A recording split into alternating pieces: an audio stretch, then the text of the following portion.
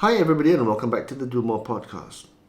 Now, you will know in the past that I've typically shied away from discussing matters pertaining to issues like race, religion, politics, and even royalty with my guests, because they are widely regarded as taboo subjects in this country. But over the years, it has become quite clear that because this is so, these subjects have occasionally fallen prey to a narrow minority of people who have used these issues to divide Malaysians. To the world at large, Malaysia makes much of its diversity, but in reality, much is done, instead, to ensure that the people remain divided and suspicious of one another. It's very unfortunate, therefore, that while we live, play, work, and eat together, even celebrate holidays together, occasions, we in fact, Malaysians, know very little about each other. Whether it is about our collective faiths, beliefs, cultures, and even habits. So this must stop. Because if we are to survive as a nation, we must in fact become a nation. And this means trying our best to know and understand one another, to become friends with our neighbours, as it were. Because otherwise ignorance leads to suspicion, and thereafter fear, and this is not a good thing. So I thought it a good idea to start by trying to understand Islam, which is the official and majority faith of this nation. And to help me do this, I would like to introduce my next guest, a gentleman named Sheikh Imran Hosein, who is a Trinidadian and Tobagonian Islamic preacher, author, and philosopher, who specialises in subjects like Islamic eschatology, world politics, economics, and modern socio-economic and political issues. He is the author of books that include Jerusalem in the Quran, amongst many others, and who also happens to live part of the year in and who actually does love Malaysia. As always, before we begin, a small request, if possible, to please subscribe to the Do More podcast. Share it around your friends and network if you enjoyed or learned something from the content. Like it if indeed you did so, and to leave a constructive comment below if it applies. And so now, dear viewers, without further ado, may I present Sheikh Imran Hosein. Sheikh Imran Hosein, a great honor, a great privilege, and a big thank you for agreeing to do this discussion with me on this day. I really reached out to you in the past, hoping that you could shed some light and perhaps dispel some misconceptions about the Muslim faith, especially among Malaysians, where we do live together but not necessarily in full knowledge of each other's cultures and faiths and the way we think. So hopefully today we can get into that with you and some of the other teachings and theories as well. So if we can, just to set the mood and to help people understand who you are, can you tell me who is Sheikh Imran Hosein and what you stand for? Before I respond, my brother Chung, to the invitation to introduce myself, let me tell you that I've been visiting Malaysia since 1988. And I actually lived in Malaysia for 5 years when I got permanent residence. And my impression of Malaysia is that while the Chinese and the Malay and the Indians, but particularly the Chinese and the Malay, are living together in the same country, they appear to be living as strangers to each other.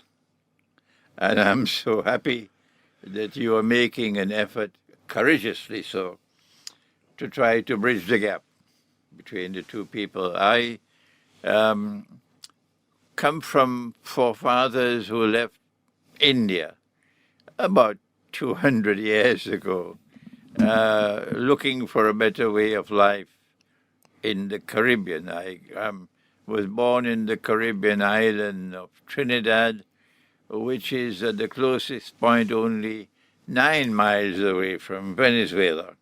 And we have Spanish as a second language in our schools. But we are an English-speaking people. So I am the third generation in Trinidad. I studied Islam for 1 year in Egypt at the most famous Islamic university in the world of Islam, the Al-Azhar University in Cairo. But then left Egypt and went to Pakistan and studied under a very famous scholar of Islam, a philosopher and an Islamic scholar, Maulana Dr. Fadlur Rahman Ansari. And then I graduated from the Karachi University in philosophy, went back to Trinidad and joined the Foreign Service, the Ministry of Foreign Affairs. I got a scholarship to go to the Institute of International Relations of the University of the West Indies to study international politics, international economics. And then I got a further scholarship to go to the Graduate Institute of International Studies in Geneva, Switzerland, to do the PhD. I worked in the Foreign Service for about 5 years, but I didn't like the job. I didn't have the freedom to speak. You're a diplomat. So I resigned as soon as my contract was over. And since then, I have been a roving Islamic scholar. I spent about 12 years in the United States. They were very beneficial years for me for understanding the world. And since 9/11, I left the United States. I knew I won't have freedom there anymore. And I've been traveling and writing books on Islam. And I started to specialize in Islamic eschatology. And Malaysia has been a home for me for many years. And the people of Malaysia have welcomed me in a very nice and friendly way. And I've grown to like your durian. And I'm back here after 5 years. Yeah. Imran, that is so heartening to hear that you have spent some time in Malaysia and you understand the pressures that we in Malaysia go through, and of course the silos that we built around us. But nonetheless, this question needs to be asked because as it stands, we don't really understand each other, as you quite rightly point out. What do non-Muslims like me need to know about Islam? It is necessary for every human being, whether you are Chinese or Indian or Malay or European, it makes no difference. You're a human being. And every human being must use the rational faculty with which you have been endowed, the rational faculty to think. And those who fail to think will pay the price for it. And when you think, you have to find out what is that which explains all things, what is truth. Every Chinese would want to know what is truth. Every Indian would want to know what is truth. And the answer to that question is truth is that which explains all things, which explains our existence, which gave us this wondrous diversity, that some people are fair-skinned, some people are dark-skinned, some people are shaped like this, others are shaped like that. Not that we should be rivals with each other, not that some should believe we are born superior to the other, with chips on your shoulder. Such a people are diseased. The diversity amongst mankind is not a liability, it's an asset. It is similar to the different colors of the flowers in the garden. And the diversity should be a means through which we will distinguish ourselves from each other in a positive way and build contacts with each other. If you didn't have rivers in the world, if you didn't have mountains in the world, how would you know direction? So similarly, the diversity that is there, well, what is it that explains the diversity in our races, our languages, our colors? And our answer is there is a supreme being. All people recognize that there is a supreme being. The difference is between those who say there is a multiplicity of divine beings and those who insist there is only one God.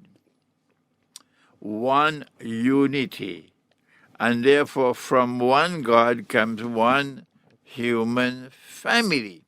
If you have a multiplicity of gods, you are setting the stage for rivalry between different human beings. And so Islam, the religion, says there is one God and there is only one religion. There are different religious communities, but one religion. And Islam means, the meaning of the word Islam, forget what you've been taught by your neighbor. The meaning of the word Islam is submission to that one God. That is Islam. And that's one God not only created us from nothing, but also sent people who would be guides to teach us. And China has a lot of knowledge about that. I wrote a book on Gautama Buddha when I was a student. And I am convinced that Gautama Buddha was one of those guides, China knows about Confucius, okay? And we in the Abrahamic faiths, we know about our father Abraham and Moses and Jesus and so on. And Malaysia has all this religious diversity here in this country. I congratulate you, Chang, that it is time for you not to live as strangers to each other, but learn how to communicate with each other. If you come to me with a sword in your hand to seek to demolish me and my conception of truth, I don't want to talk to you. If you are hostile to me, we can't have a dialogue. That's the door. Leave. Don't come back. But if you show respect for me, and if we can defer respectfully, we can have a meaningful dialogue in this country. I'm not Malaysian. I'm here. Malaysia is not the most important country for me at this time. Southeast Asia is not. Russia is far more important for me at this time than Southeast Asia.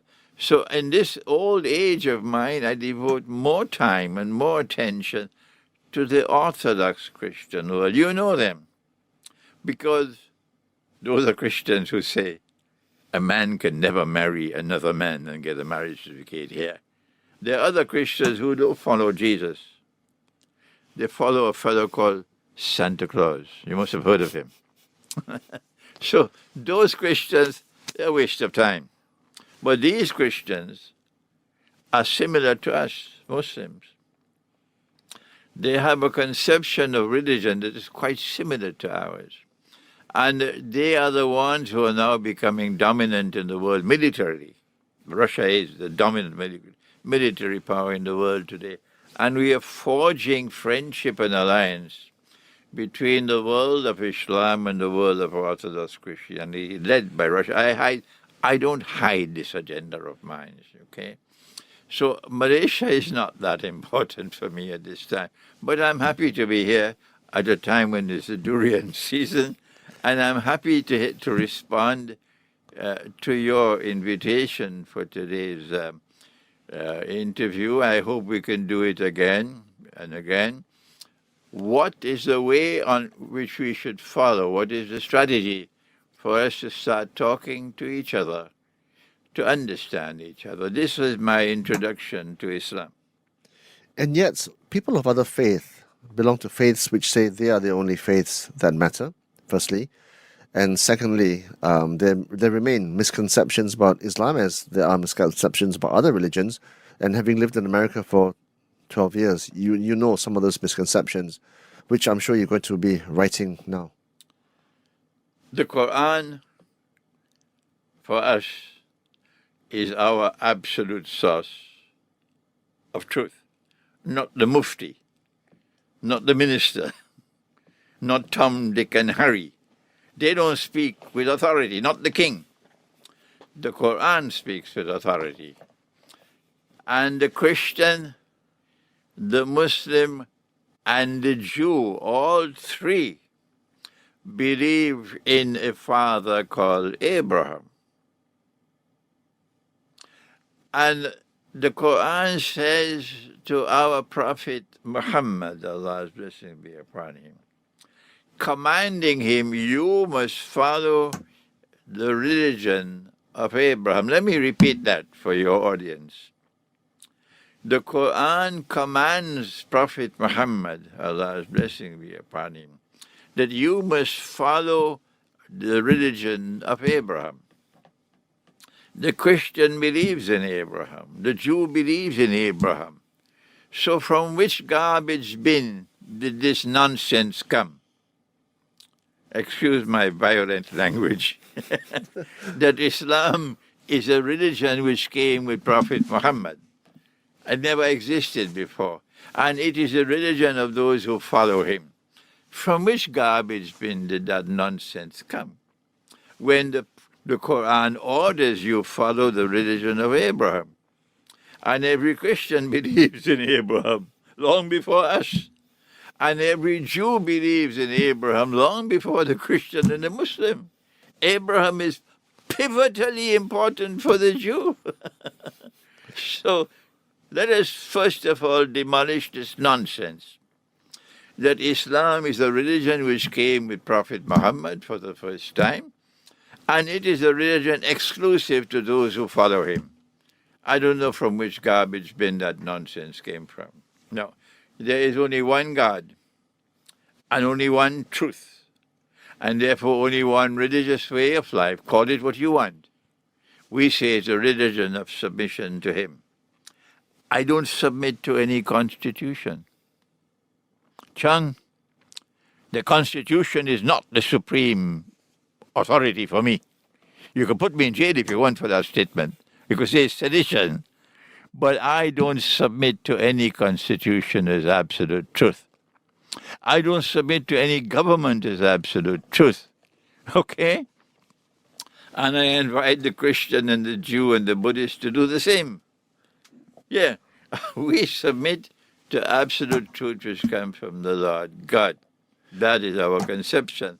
And there is only one God, one truth, one religious way of life, but multiplicity, diversity. This is the splendor of his wisdom, that he created many different religious communities in the one true religion. At a practical level, what does that mean for people who profess different faiths, but who live under the same sky You in Malaysia? first of all must recognize you do not belong to different religions. Rather, you belong to different religious communities within the framework of the one religion, which is the religion which has come from the one God. The one God doesn't have 3 or 4 conceptions of truth, John. No. If you believe in one God, fine, you are my brother. If you believe in many gods, that's the road, go, leave me alone. Right? If there's one God, there's one truth. And yet there are many beliefs and customs which separate people from one another. Different diets, different ways of dressing, different beliefs, different habits. How can this be so? Well, I thank the Lord God for that multiplicity. I thank the Lord God for all this diversity. And I want to know where that idiot came from. Who all of us must give up what we are eating and eat only Kentucky Fried Chicken. All of us must give up the different clothing that we have, and all of us must wear the same stupid blue jeans. Huh? All of us must give up our local languages and speak only your language, English. Why you want to transform all of mankind into one global society, monotonously so, when all through history we've had the splendor of different peoples, different cultures, different cuisine, different languages, different clothing, and it was a wondrous thing to travel and see the multiplicity of mankind. This is not a liability, Chang. This is an asset. If, as you point out, which I also believe to be the case, if we are all brothers and sisters under the same sky on earth, why is there so much suspicion and ignorance and fear of one another on earth. When a people are oppression, it naturally results in negative feelings towards the oppressor. There is oppression today in many parts of the world. And if I point out that oppression and you feel uncomfortable about it, that's not my problem, that's yours. You can't recognize oppression because it's inconvenient to do so. Okay? It is politically inconvenient to do so. There was oppression in this part of the world, in Southeast Asia. It would not be necessary for me to point out and identify the oppression. But that oppression has resulted in negative feelings for each other. One of the ways in which we can address the problem is by calling a spade and recognizing the evil which was done by modern Western civilization in many parts of the world. Everywhere they went, they left their bloody footprints. Everywhere they went, they corrupted mankind. And they spread their tentacles all over the world. Modern Western including this part of the world. And they left nastiness behind. One of which, of course, is that they remove real money from the market. Money with intrinsic value. You're a financial analyst. I'm an eschatologist. And they left real money with intrinsic value. They removed it from the market and they replaced it with bogus, fraudulent, sinful money which they are using to rip off mankind, to impoverish the masses around the world, to reduce them to destitution, and eventually to enslave them. Do I need to speak more? 1971, President Nixon taking the dollar off the gold standard. Why do you think they did that? You're changing the subject of discussion now, John. Well, I mean, you talked about it, right? You talked about the removal of... All right, I'll respond to you, but then we get back to our topic. Why did Nixon do what he did in September 1971 to tear up the Bretton Woods Accord and to violate international law? The United States had obligations under international law to redeem US dollars for gold at the rate of $35 for 1 ounce of gold. This is the Articles of Agreement of the International Monetary Fund. As a consequence, while all the rest of currencies, now we have a new word we never had before in human history, something called currencies. Mankind had gold and silver coins all over the world. You could travel anywhere in the world and you could buy and sell with the same money. And then came these people with only peanuts in their head. And they changed that monetary system, which was universally applicable and made so much sense. And they gave us this new system, which came from a garbage bin. All these currencies, which have no intrinsic value. They're just paper. But only one currency had some integrity, and that was His Majesty the US dollar. Because you could redeem, you're obliged to redeem. The United States government was obliged under international law to redeem US dollars for gold at $35 an ounce. Good. This is the IMF, the Articles of Agreement. Amongst those who recognized that the monetary system was bogus and fraudulent was Ahmad Sukarno in this part of the world. And as a result, today he's forgotten. naturally. The ones that you remember are not Ahmad Sukarno. And in Europe, the most famous name of all was Charles de Gaulle. And they recognized that this was bogus. And this was favoring the United States to become wealthy at the expense of others. In this part of the world came Dr. Mahathir, who late in his life as Prime Minister then attempted to respond. And Charles de Gaulle stood up in the French National Assembly in 1966 and blasted the monetary system as unjust. I don't know any mufti in Malaysia who ever did that, who has the competence to do that. But they are muftis. And Charles de Gaulle said, okay, since the law, international law, allows us to redeem dollars for gold, we're going to do it. And the French central bank started sending dollars to the United States demanding gold. So what they did was, this was uncomfortable for them. They wouldn't want this to go on because the system will collapse. The bogus system will collapse. So they got rid of Charles de Gaulle. Yeah, they know this is called regime change. They have PhDs in that, these wicked people. But after they got rid of Charles de Gaulle, the French government that succeeded him still continued the policy of redeeming US dollars for gold, and the United States did not like that. So when in September 1971, the French government said we want $3 billion US in gold, Nixon said enough is enough. This is going to threaten the house of cards. It could collapse.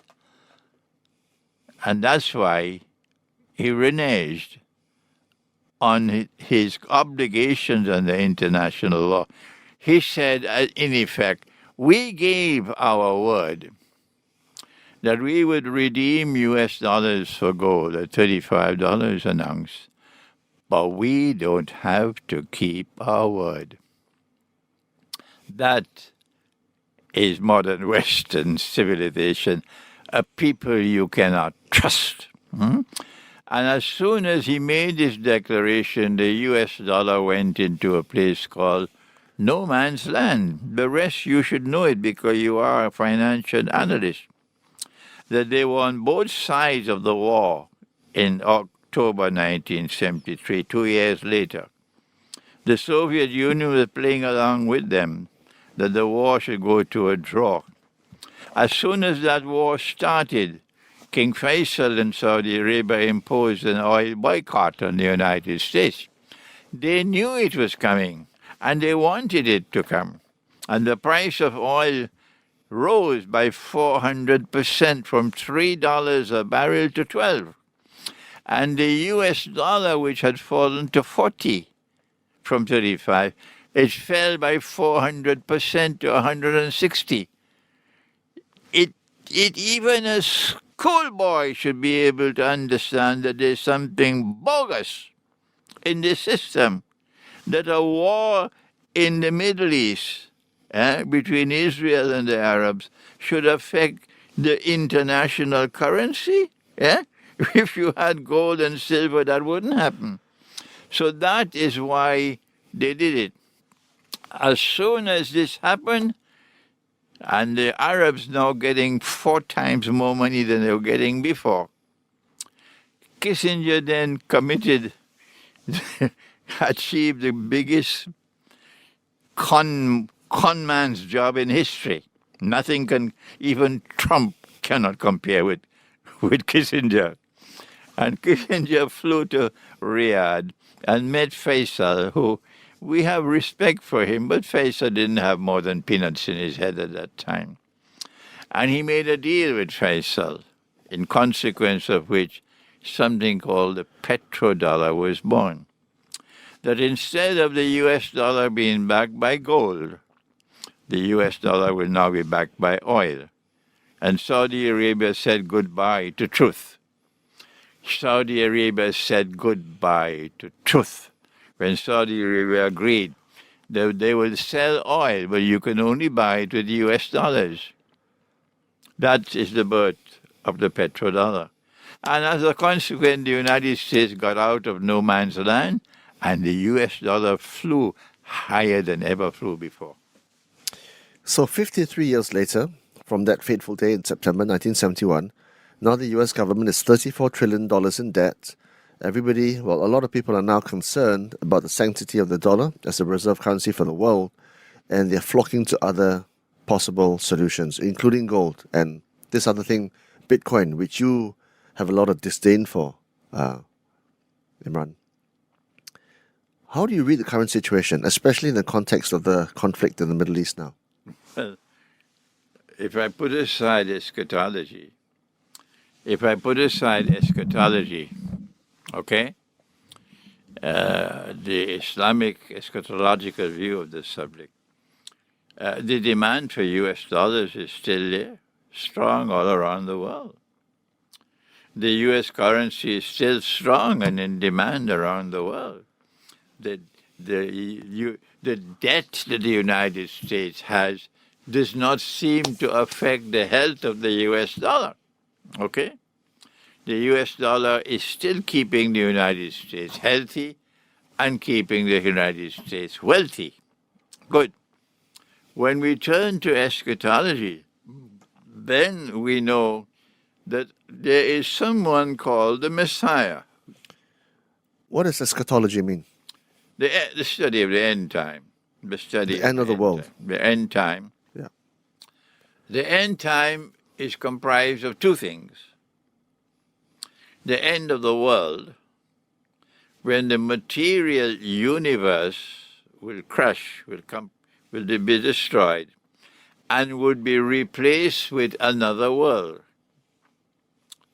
And at the end time, you'll have something called resurrection. And all your forefathers who died and who were buried in the grave, and those who were cremated, will all be brought back to life. And then there is something called a judgment. And there is heaven and hell. That is the end time.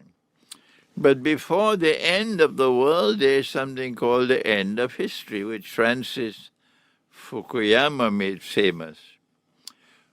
And the end of history is when truth will triumph over all rivals. And what's his name now in Singapore? Lee Kuan Yew would be surprised. Lee Kuan Yew will be surprised with his, was it, where did he study? Was it Yale? Cambridge, I think. Cambridge? Yeah. The Cambridge education. No, he also had an American degree. Lee Kuan Yew would be surprised that truth at the end of history is not what he was taught and what he accepted. That truth will prevail in the world at the end of history, and truth will triumph over all rivals. So there is an end of history, and there's an end of the world. Two separate things. From our Islamic eschatological perspective, which is the end of history, history is going to end with a true Messiah who came to the world in the person of Jesus, the son of Mary, Maryam, who came and who left, and who will return. The Christian believes that. I'm talking, of course, of Christians who follow Jesus, not those who follow Santa Claus. The Christian believes that, and the Muslim believes that he is the Messiah. He came, he left, and he will return. And it is with the return of Jesus that truth will triumph in the world. Let me repeat that. When Jesus returns, truth will triumph in the world. That is the Quran. Okay? But the Jew does not believe that. The Jew rejected not only Jesus, but he compounded the rejection by rejecting Muhammad as well. So the Jew is in plenty trouble. The Quran tells us, and our Prophet tells us, that when they rejected Jesus, and when they boasted of how they had crucified him, and they're celebrating, the Lord God created someone who would be an evil being who would impersonate the true Messiah. He's known in Christian eschatology as the Antichrist, but in Islamic eschatology we go by another name, Dajjal. You must have heard the name Dajjal, the false Messiah. And he will take the mankind, listen carefully, for a ride. And those who lack the capacity to think, he'll get them dancing to every tune he plays, of which Bitcoin is one. and he is a being who is a shadow until a certain moment in history. And then the shadow will disappear and he will appear in person. And when he does, he'll be a Jew and a young man and powerful. We have a description of him. But first of all, he comes as a shadow. And according to the Quran, that shadow has 3 parts. And I have used my eschatology to recognize that in the first part of the shadow, he created Pax Britannica. And Pax Britannica had at its heart a monetary system in which the British sterling pound became the international currency. And then came a second part of the shadow when a Pax Americana replaced Pax Britannica. And the US dollar replaced the sterling pound as the international currency. And my Islamic eschatology tells me that there is a third part of the shadow, that the Pax Americana is not going to last forever. Trump could do what he wants. He can't make America great again. Yes. And when Pax Americana is to ride into the sunset, which is, of course, the Great War, which is around the corner. The president of Serbia said 2 weeks ago he expects that Great War, nuclear war, within the next 3 months. Yes. When the Great War takes place, that, in my opinion, will be the moment for transition from Pax Americana to something else. What is that third part? I say it's Pax Judaica. If you differ with me, tell me what is your view. Pax, so there has to be a new monetary system to replace a monetary system in which the U.S. petrodollar is ruling the world. And I said it 25 years ago in this book, Jerusalem in the Quran. This was published here in Malaysia in 2001. And in this book you see the 3 circles there, the 3 parts of the shadow. And I said 25 years ago that the new monetary system to replace the present monetary system will come when the Great War takes place. And it will be goodbye to the Malaysian ringgit, goodbye to the Singaporean dollar, goodbye to the US dollar and to the euro and the sterling pound, goodbye to all these bogus currencies. And mankind will have one universal currency, equally bogus, and it will be electronic money. I came back to Malaysia after 5 years. I went to a food court to eat some makan, and I saw something that terrified me.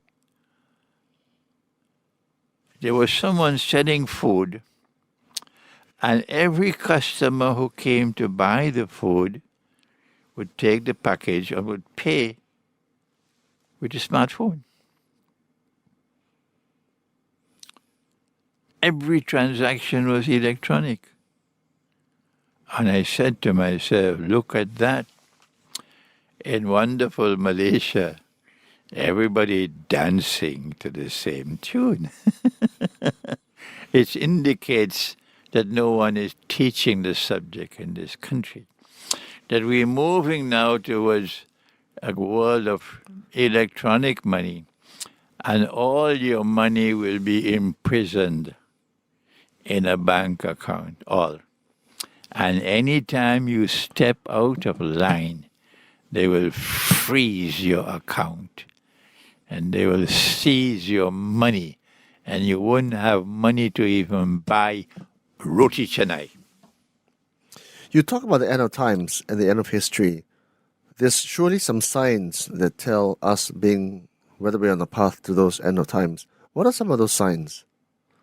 Among the signs of the end of history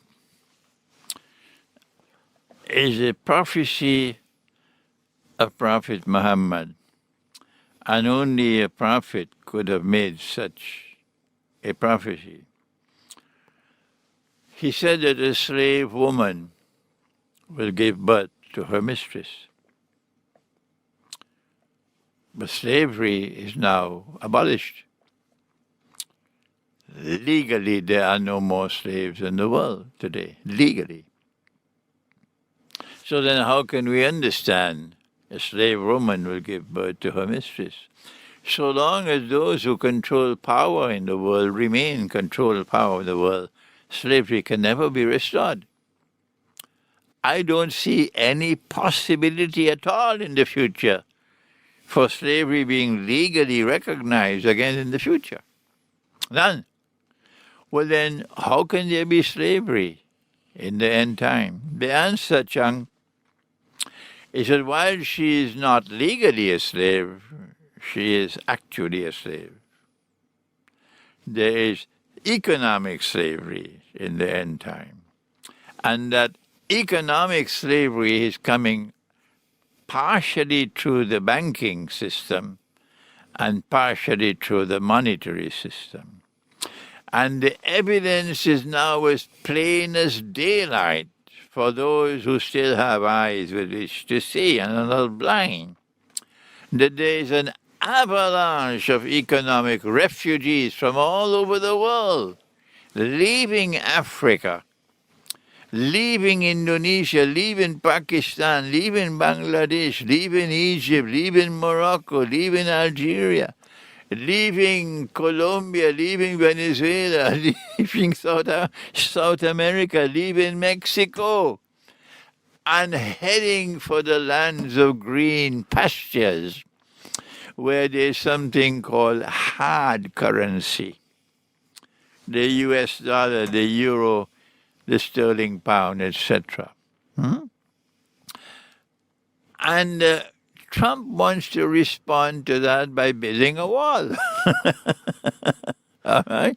But that is not the cause of the problem.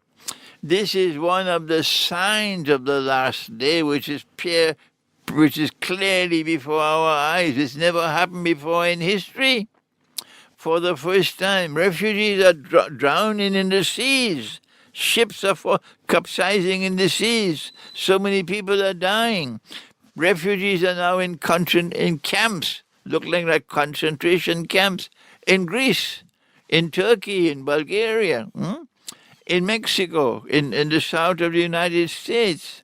One of the main issues in the new election in the United States between Trump and Biden is immigration. The Republican National Conference taking place now as we speak devoted a whole day to this subject, immigration. This is the sign of the last day, that a monetary system and a banking system which was exploitative, which was legalized theft, has been ripping off mankind and creating economic deserts around the world, and people can't survive. That is what our prophet was speaking of when he said a slave woman will give birth to a mistress. It'll take more time for me to explain why is it a woman and why would she give birth to her mistress. We don't have the time for that today. You mentioned the president of Serbia speaking of the Great War in 3 months' time, and it's going to be nuclear. What do you think? How close are we to these end times? Chung, I have been asked that question 500,000 times. 500,000 times. And the question is still coming because people in different parts of the world recognize my scholarship in Islamic eschatology. That's why they turn to me and not to others. And the only answer I can give, Chung, is that I'm surprised that the Great War has not as yet taken place. It is overdue. I am firmly convinced that the Great War, the nuclear war, is around the corner, that it will take place soon. What I do know as well is that the American armed forces don't want it, because they know that Putin does not waste words. When the Russian president speaks, you better listen. Biden could speak, nobody listening. But when Putin speaks, you listen. And Putin has said that we have the capacity to destroy the whole of the United States in half an hour. That's the kind of military power that Russia has today with its hypersonic missiles and its nuclear weapons. So, when will it take place? If the American armed forces don't want it. When will it take place if NATO does not want it? NATO wants every other kind of war. They could get away with it, but not nuclear war. Does Russia want it? No. Russia has said clearly, no, we don't want nuclear war. China does not want nuclear war. China is not that stupid. China has a wise leadership in the world today. You can see wisdom in China's leadership. So who wants nuclear war? Answer: those who want to see the transition from Pax Americana to Pax Judaica. They want the nuclear war. But it will not be a government, it will be a secret service, therefore the Israeli Mossad.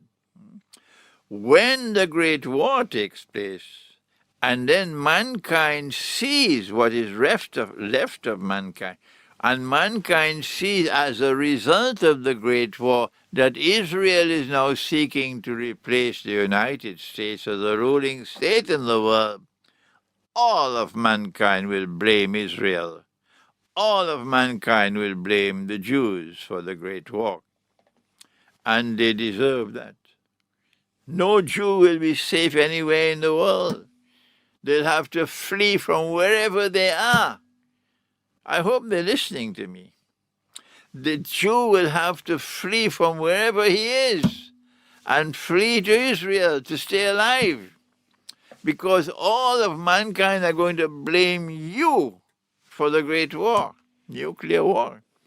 And when all the Jews are in Israel and the Messiah, the false Messiah comes and he takes you for the last ride on which you'll ever go, that's the time when the true Messiah will come, and you're going to have the destruction of Judaism at that time. This is our Islamic eschatology. The end of time, Armageddon, comes in different phrases. Different faiths also speak of the same thing. Christianity, of course, the Bible speaks of that. But the science-based, data-based people who look only at hard facts and data might differ in opinion. How would you respond to them? Well, I'm fond of saying from Islamic eschatology, you don't have to accept my explanation, but you cannot say I'm wrong unless you can say what is right. I have studied international relations, at 2 universities at the PhD level. And I am asking you if my explanation for the emergence of Pax Britannica is wrong. You must explain to me, how did Pax Britannica emerge? I have offered an explanation of the transition from Pax Britannica to Pax Americana, and both of these obsessed with Israel. If I am wrong, you must tell me what is right. I have studied political science. I have not come across any political scientist in the world who has been able to offer a credible explanation of the emergence of Pax Britannica when it emerged, and the transition from Pax Britannica to Pax Americana and its obsession with Israel. The Balfour Declaration, a British army conquering the Holy Land, and then the British general, Allenby, representing the secular state of Britain, declaring in 1917, when the British army conquered Constantinople, this is what he said. He said, today the Crusades have ended. Today the Crusades have ended. We are saying that the events which have been unfolding in the world are connected with the Holy Land. This is a messianic interpretation of history, and events that are unfolding confirm the validity of our explanation. If you are not prepared to accept ours, too bad. We have, at this point in time, a conflict in the Russian-Ukraine area. We've got unrest in the Middle East. Can you talk about that, and what is your interpretation of what's happening in the world currently? How does it expand from there? The events which have unfolded in Ukraine have a background. They have not emerged by accident. There is a background to it.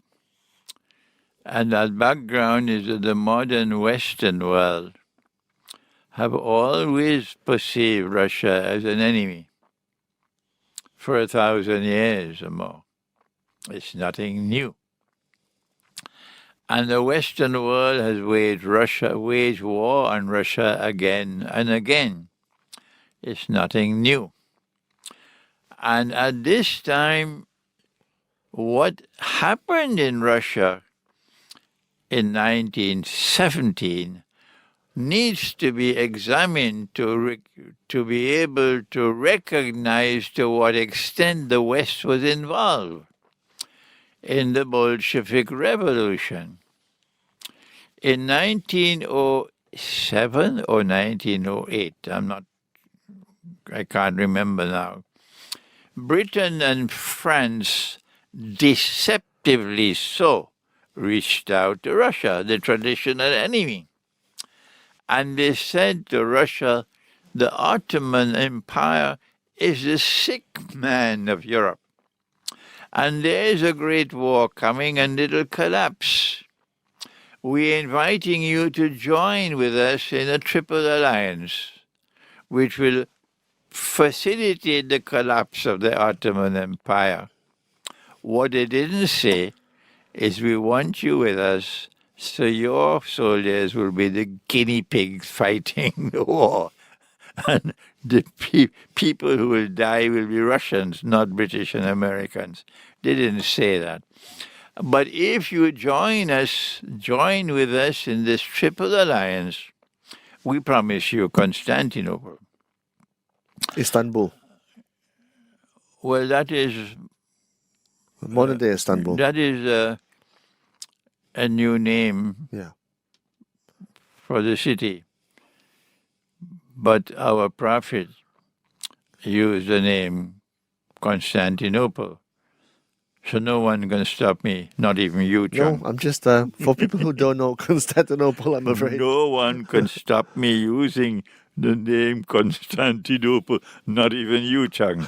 So, the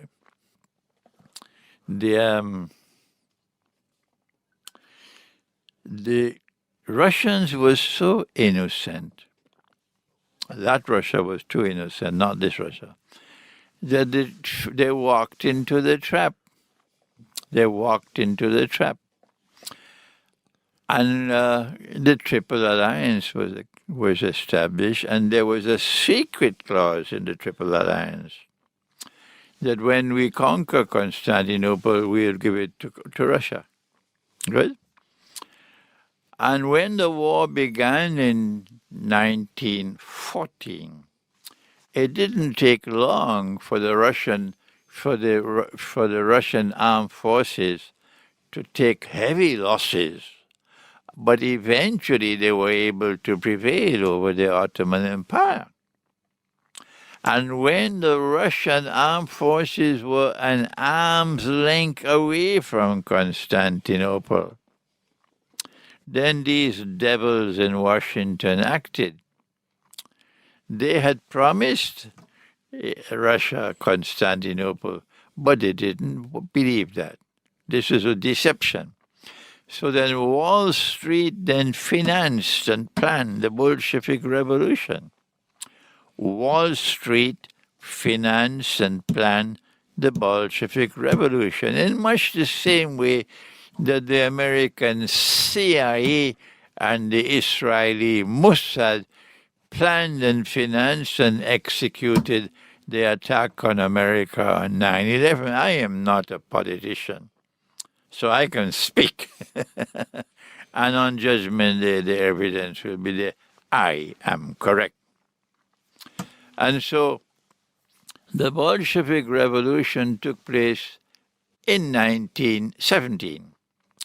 And the new people took over Russia, many of them Russian Jews. This is facts. This is not anti-Semitism. This is factual history. And the new Bolshevik Revolution, the government, took Russia out of the war and published a secret part of the treaty that the France and Britain had offered Constantinople to Russia. This is what happened in the First World War when Russia was deceived, okay? And then a Soviet Union took over, which was an atheist state, and proceeded to try to destroy Russia's Christian heart. The monasteries were being destroyed. The priests and the monks were being killed in Russia, Christians as well as Muslims. But then came a period of time, maybe 60, 70 years, when the Soviet Union deceived them. They deceived the Soviet Union. The Soviet Union responded, deceiving them. And the Soviet Union secretly transformed Russia in a miraculous short period of time to a scientifically and technologically advanced state second to none in the world. And as soon as the Soviet Union collapsed, or I say folded their tent and disappeared into the night of history, Russia then began to return to her Orthodox Christian heart. And Russia today, thanks to the Soviet Union, is the dominant military power in the world. And history is now moving towards an alliance, friendship and alliance between Muslims and Christians. And I am at the forefront working for that from the Muslim side. I was in Moscow in February. I attended a very important multipolarity conference.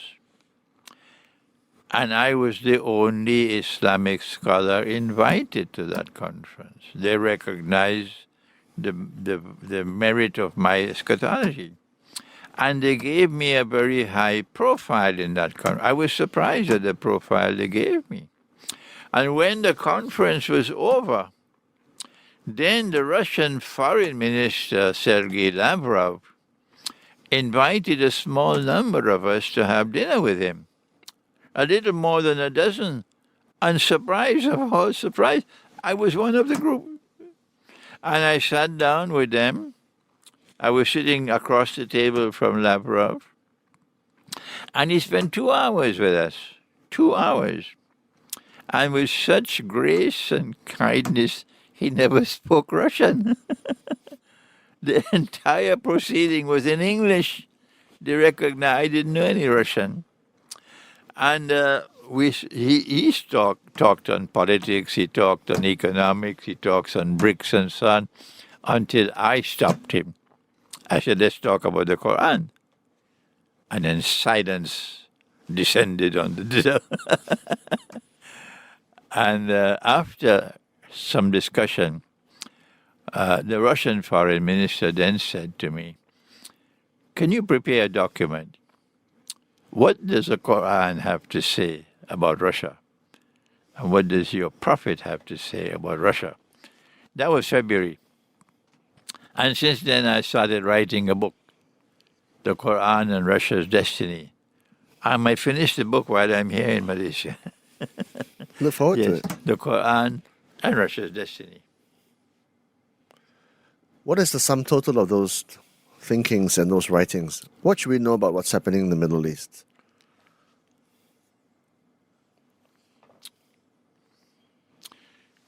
The Quran distinguishes between two kinds of Christians. There are those Christians who are destined to become closest in love and affection to Muslims. That's their destiny. This is in the Quran.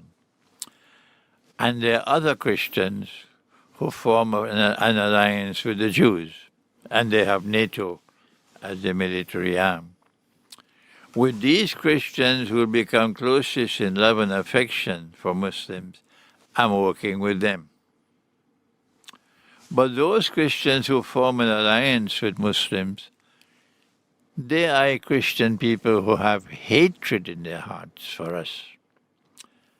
And if you have hatred in your hearts for us, you have to examine your heart. Are you justified to have that hatred? If my people have oppressed you, if my people have done wrong things to you, and you have responded with hatred, I don't blame you. Can't blame you, okay? But if I come to you to denounce what the Muslims have done to you, and to support you, the oppressed, against my own people who oppressed you, you should open your eyes and recognize that you're not supposed to blame Islam for that. You must blame the misguided Muslims who acted wrongly. But if you persist in maintaining hatred in your heart for Islam and Muslims, you're on the wrong side of history. I can't have anything to do with you. We can't talk to each other the way I'm talking to you today, Chun. If you are hostile to my faith, and I cannot see any justification for your hostility, I don't want to see your face. Go your way and leave me alone.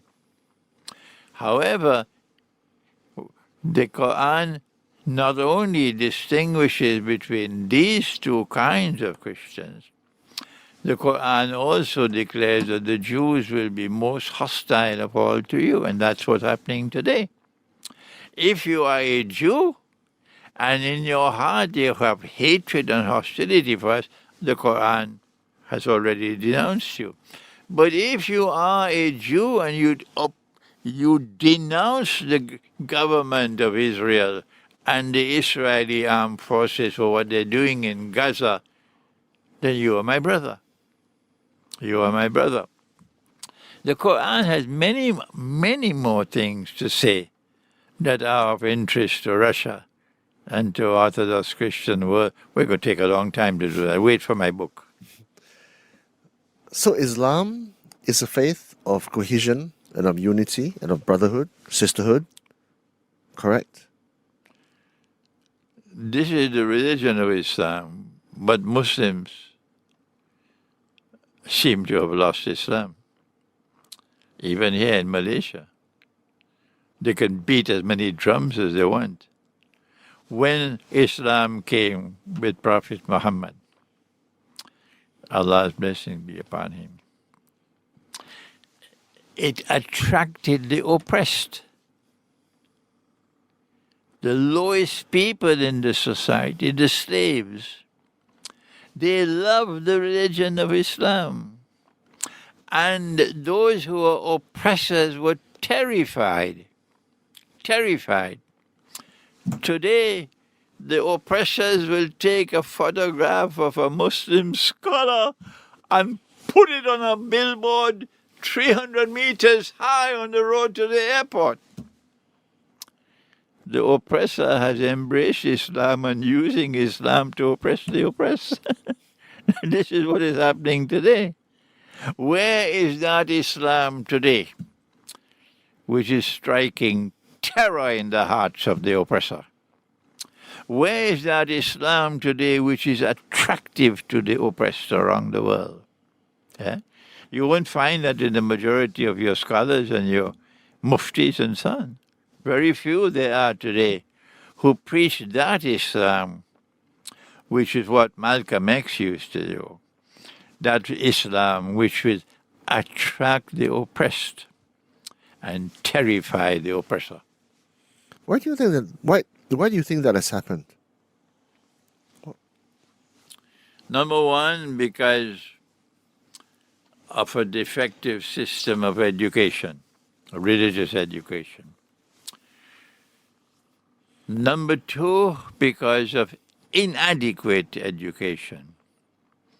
You are educated and you graduate from an institute of Islamic studies and you have no knowledge at all about modern Western civilization, about the political challenge which has come from the West, about the economic challenge which has come from the West, about the monetary challenge which has come from the West.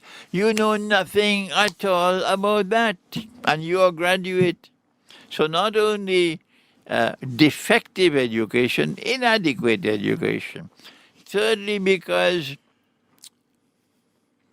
he who pays the piper calls the tune. And for so many of them, it's more important for me to keep my job than to stand up for the truth. If I stand up for the truth, I'll lose my job. If I stand up for the truth, particularly in the island of Singapore, I'm going to be in plenty of trouble. I don't need to speak more on that subject. Okay?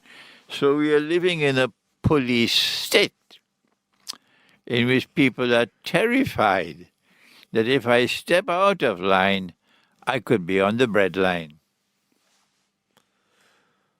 How does one prepare for a future which contains as much volatility as you mentioned? Good question, Chang. I think we have to work to prepare a new generation of scholars. We are organizing a conference in Armenia, Christian-Muslim conference. We were supposed to have it in September, but I have to travel back to Trinidad in September. So maybe next year, April. That Christian religious scholarship must produce a new kind of Christian scholar. That Islamic religious scholarship should produce a new kind of Islamic scholar. I can't speak for Hinduism. I can't speak for Buddhism. I can't speak for Confucianism. But these two, which are destined to become close to each other, Islam and Christianity, a new kind of Islamic scholarship and Christian scholarship is what is needed to produce a scholar who's able to respond credibly and with integrity to the challenges of the modern age. And that scholarship cannot emerge simply with knowledge which is externally acquired. You need, in addition to knowledge which is externally acquired, you need knowledge which is internally received. That is, internal, intuitive, spiritual insight. And Christianity has it. And Islam has it. If we can restore that and bring these two oceans of knowledge together to be harmoniously integrated, oh, Gautama Buddha could have done it. Then you'll have a new generation of scholars of Islam with greater integrity than what we now have today. In Islamic eschatology, what does the end times look like? The end of time will witness the most important event ever to have occurred in human history. When a man who came and left the world 2,000 years ago will return to the world. And he comes back at the same age at which he left. So he takes a physical form? Yes, he comes back as a human being, and our prophet said about him, he's going to get married, he's going to have children. Yes. I'm talking about the Messiah, Jesus, the Son of the Virgin Mary. It matters not whether you are Hindu or a Buddhist or Confucian or Taoist or Christian or Hindu or Jewish or Muslim. All of mankind will be affected by that event. When he returns to the world, that will be the end of history, and truth will prevail. And he will confirm to all of mankind, including Malaysia, that the Quran is indeed the last word of the one God.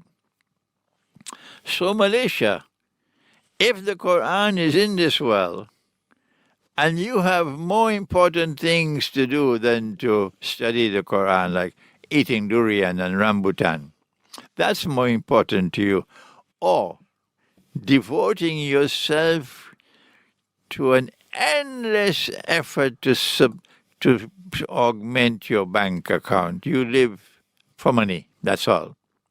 To become rich, that's your God. Then when the end of history comes and Jesus returns and he confirms that the Quran is indeed the word of God, like the Gospel and like the Torah, and you have ignored the Quran, Chung, your goose is cooked at that time. That's right. That is how history will end. Back home in little Malaysia, how do we live among each other peacefully? As little as possible without fear or ignorance or suspicion. You have made a good start today. You need to have more of this kind of dialogue and keep the government out. Keep those who are ruling over Malaysia, say to them, kindly leave us alone. You had enough time and you failed. So step aside. You have had enough time to solve the problem of interfaith dialogue and interfaith relations in this country, and you have failed. So step aside. That's what you have to say to them. They wouldn't like it. And when you tell them step aside, then you have to bring different people who will now do what you and I are doing here, explaining the religion of Islam as it's never been explained before. The Christians of Malaysia would probably hear it for the first time, that the Quran has said that at that moment when Jesus was to be crucified, he didn't know what's going to happen. And in Surah to Ali Imran, which is the third surah of the Quran, a conversation takes place between the Lord God and Jesus. The Christian will say God the Father and God the Son. We say the Lord God and Jesus. And the Lord God then said to Jesus, I am going to take your soul. And I am going to then raise you unto myself. And I am going to purify you of all the rubbish they have hurled against you and your mother. And I will then raise those who follow you, Jesus. Raise them to a position of dominance over those who have rejected you, meaning the Jews. But today the Jews are in alliance with Western Christianity, and they have NATO. They have NATO. So when Allah raises these followers of Jesus, they will become more powerful than NATO. A Christian people are destined to become the dominant military power in the world. A Christian people are destined to become the dominant military power in the world, dominant over NATO. Has Malaysia ever heard that? Do the Christians of Malaysia know that this is what the Quran says about Christians? I'm not talking about Christians who follow Santa Claus and who have something called Halloween. I'm talking about Christians who follow Jesus and therefore would not be part and parcel dancing to the modern feminist revolution, the LBGTQXYZ nonsense, that a man can marry another man and get a marriage certificate. Not those Christians. Yeah, Imran, we've talked about a lot of things in the last 90 minutes or so. Maybe if we can bring it home to Malaysia and perhaps let you have some parting shots to the Malaysian public about, how we should look at our lives and face these realities together. My experience in Malaysia has led me to the realization that this can best be described as a comfort zone. That Malaysia is not standing up to the oppressors of the world, not identifying with the oppressed. No. Malaysia is a comfort zone, and Malaysia's primary objective is to pursue a policy which will allow people to continue to live comfortably. If I'm wrong, Chung, correct me, all right?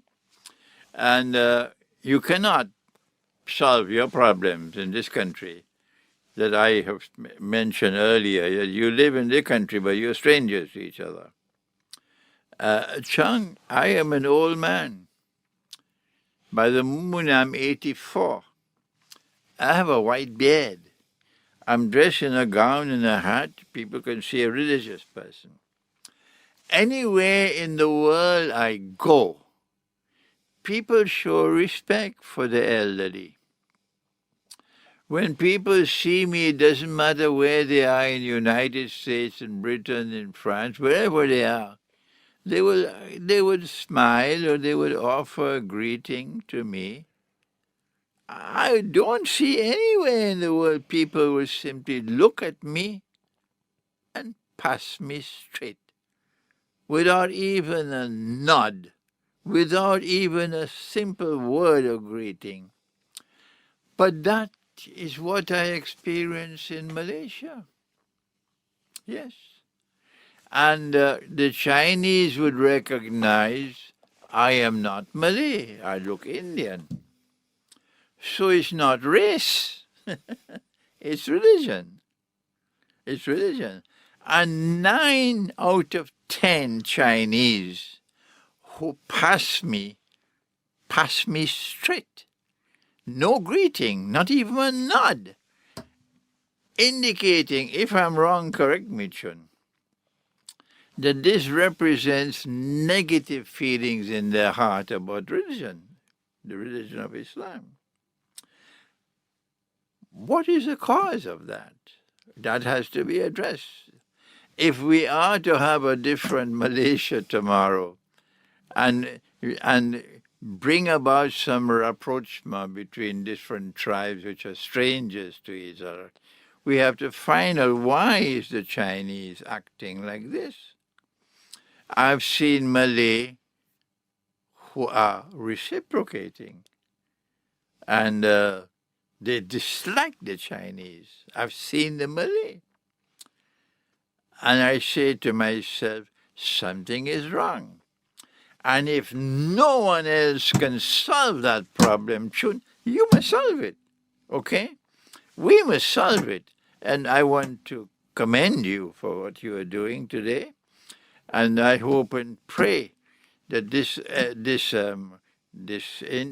discussion session we have had today might be a catalyst to bring people forward together with the courage and the intellectual integrity and the knowledge with which to come together at the table and talk to each other with an effort to try to pursue truth, and with truth we can bridge the gap.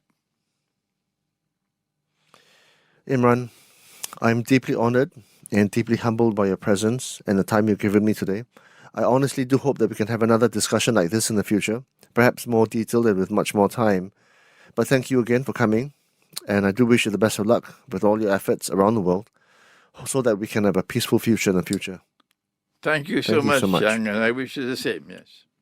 All right. Thank you, sir. Okay. All right. Here we are. This is yours. Thank you so much.